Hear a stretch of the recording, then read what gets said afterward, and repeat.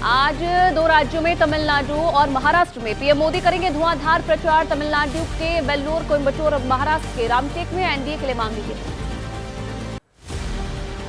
आज बिहार और बंगाल में गृहमंत्री अमित शाह चुनावी रैली करेंगे। दोपहर 12 बजे दक्षिण दिनाजपुर के बालूरघाट और दोपहर 3 बजे बिहार के गया में रैली करेंगे शाह।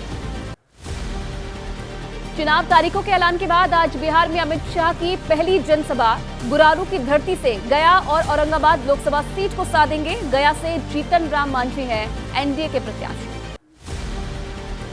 रक्षा मंत्री राजनाथ सिंह आज यूपी में करेंगे चुनाव प्रचार। सहारनपुर और संभल में चुनावी रैलियों को करेंगे संबोधित। बीजेपी प्रत्याशियों के लिए मांगेंगे वोट।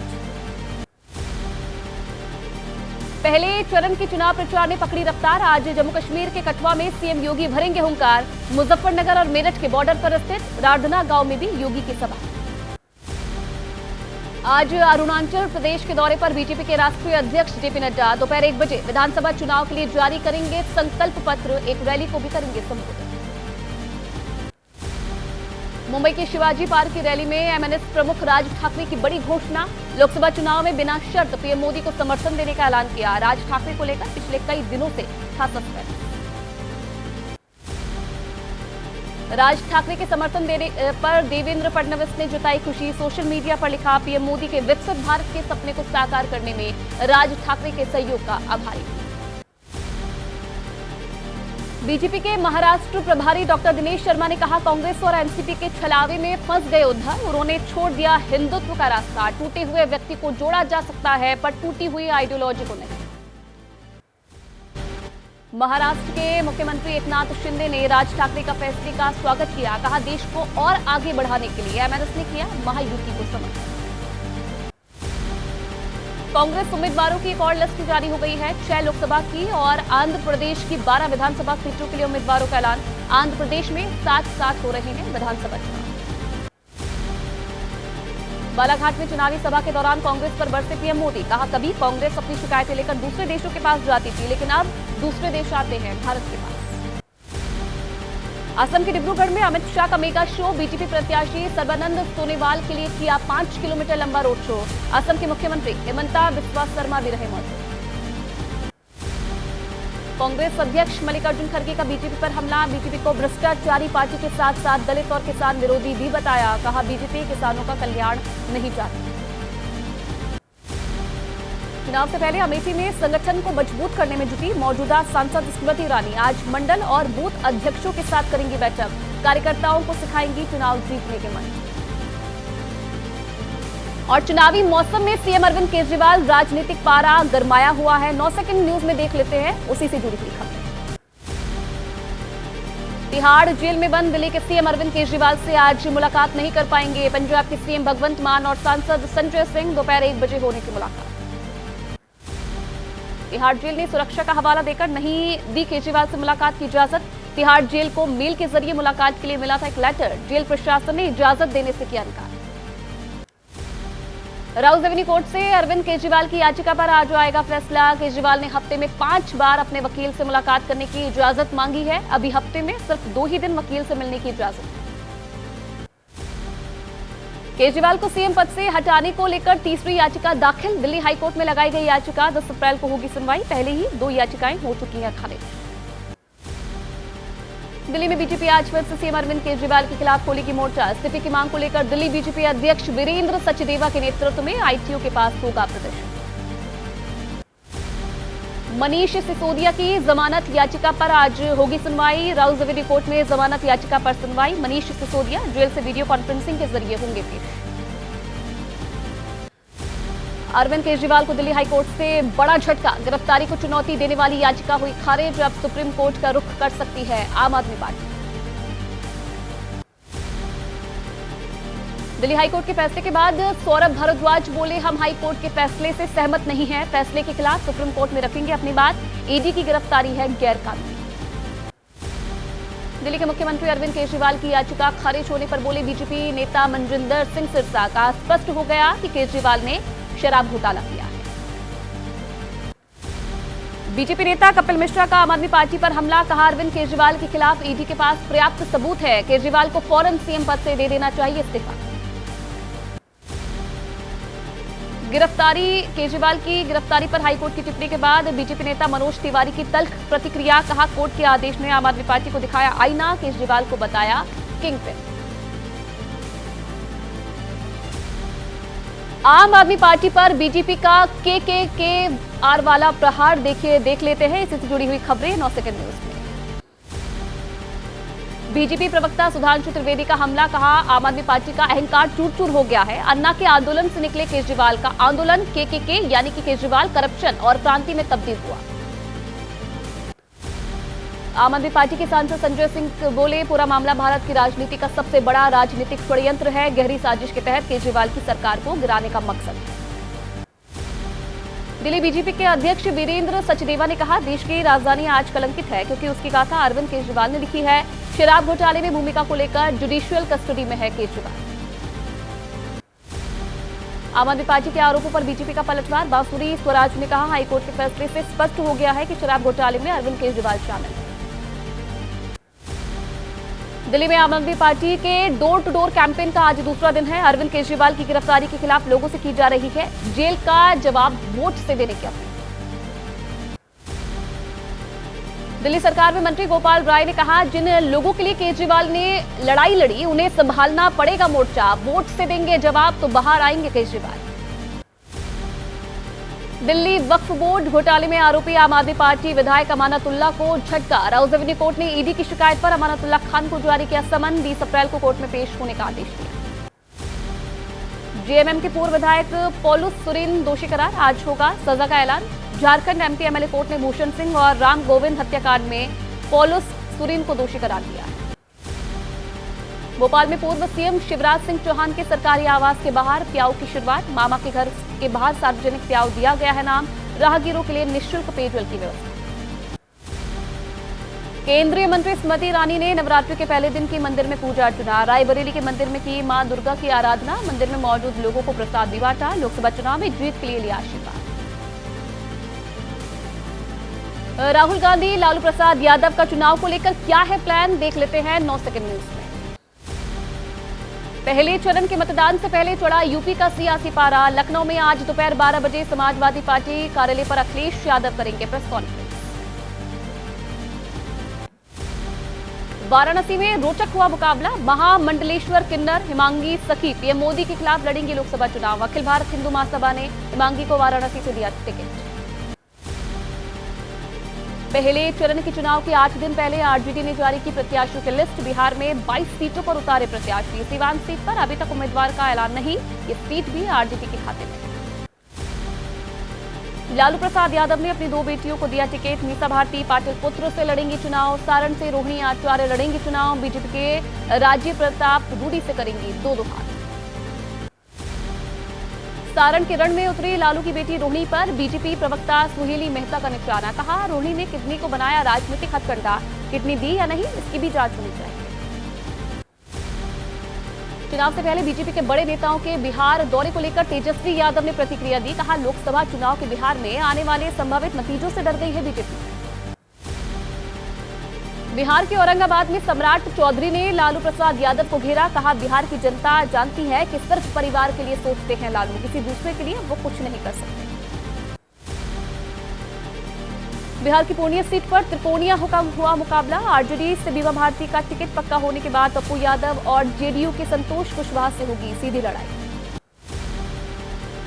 चुनाव में फेक वोटिंग को लेकर बीजेपी की तैयारी। पार्टी की माइनॉरिटी सेल ने बनाई मुस्लिम महिलाओं की टास्क फोर्स। यूपी के 20,000 बूथों पर 7,000 महिलाएं रखेंगी फर्जी वोटिंग पर नजर।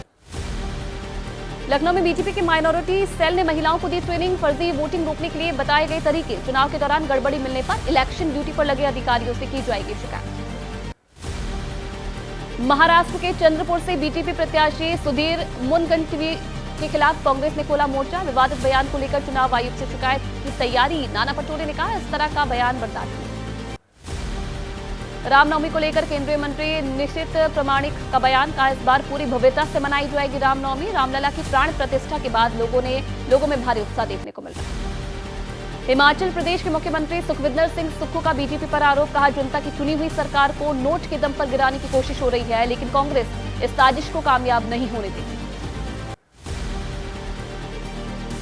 राजस्थान पर बीजेपी की खास नजर। विदेश मंत्री एस जयशंकर आज बीकानेर में प्रबुद्ध जन सम्मेलन को करेंगे संबोधित।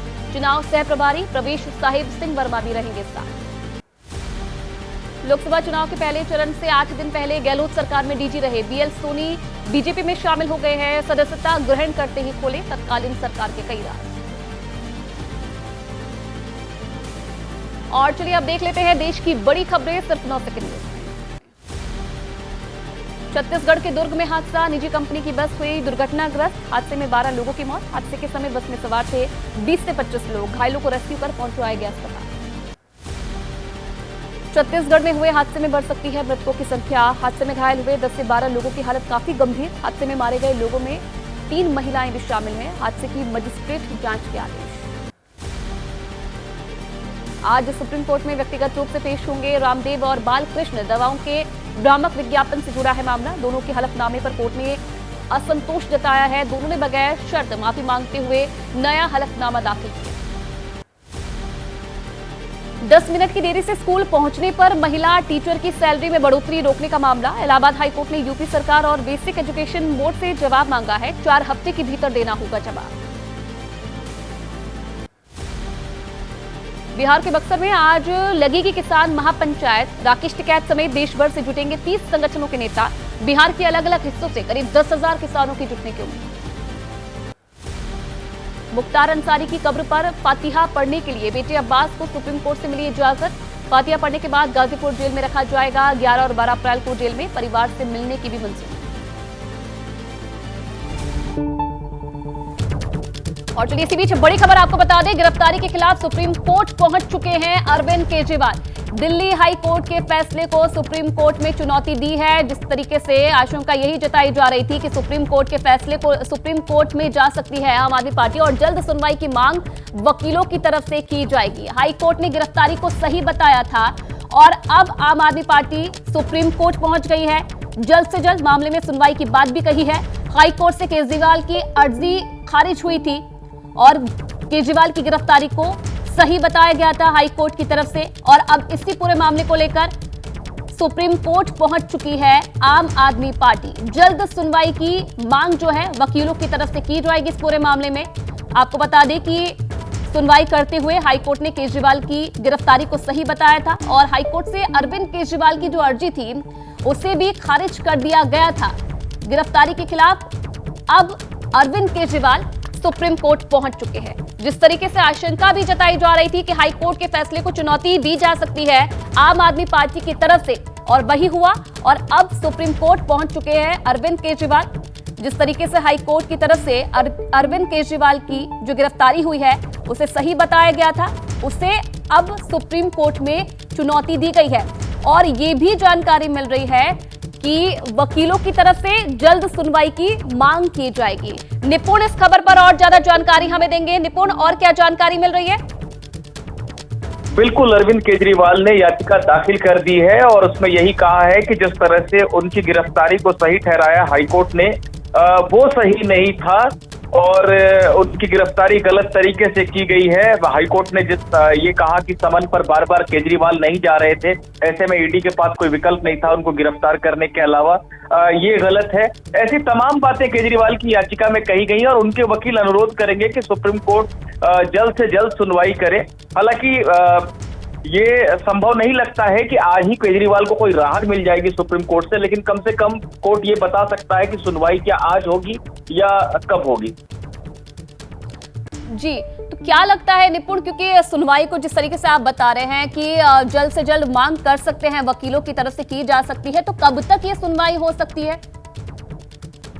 देखिए, आज के बाद जो है 4 दिन के लिए कोर्ट बंद है क्योंकि ईद की छुट्टी है, फिर शनिवार और रविवार है, तो अगले सोमवार को ही फिर कोर्ट में काम शुरू होगा। ऐसे में अगर आज चीफ जस्टिस सहमत नहीं होते हैं सुनवाई के लिए, क्योंकि पूरी एक लिस्ट है आज की सुनवाई की और इस मामले में ऐसी कोई अर्जेंसी नहीं कि इसमें तुरंत सुन के उनको रिहा किया जा सकता है केजरीवाल को, तो संभवतः आज सुनवाई हो नहीं। और अगर आज सुनवाई नहीं होगी तो इसका मतलब सोमवार या मंगलवार को सुनवाई हो सकती है केजरीवाल की। निपुण, बहुत धन्यवाद आपका तमाम जानकारी देने के लिए। तो निपुण जिन्होंने जानकारी दी कि यही मांग की जाएगी वकीलों की तरफ से कि आज इस पूरे मामले पर सुनवाई की जा सके। अब देखना होगा क्या होगा। लेकिन इसी बीच एक और बड़ी खबर आ रही है गिरफ्तारी के खिलाफ। जिस तरीके से सुप्रीम कोर्ट पहुंच चुकी है आम आदमी पार्टी, तो वहीं दूसरी तरफ अब केजरीवाल के खिलाफ बीजेपी का पोस्टर वॉर शुरू हो गया है। पोस्टर बॉय ऑफ करप्शन नाम से पोस्टर बीजेपी की तरफ से जारी किया गया है, जो कि इस पूरे मामले में लगातार एक्शन मोड में बीजेपी नजर आ रही है। लगातार प्रदर्शन किया जा रहा है और अब केजरीवाल के खिलाफ बीजेपी ने यह पोस्टर लॉन्च किया है। पोस्टर बॉय ऑफ करप्शन नाम से बीजेपी ने यह पोस्टर जारी किया है। तो अरविंद केजरीवाल पर लगातार जो भारतीय जनता पार्टी है उसका एक्शन नजर आ रहा है, लगातार प्रदर्शन किया जा रहा है और अब ये नया तरीका प्रदर्शन का पोस्टर बॉय ऑफ करप्शन नाम से पोस्टर जारी किया गया है भारतीय जनता पार्टी की तरफ से।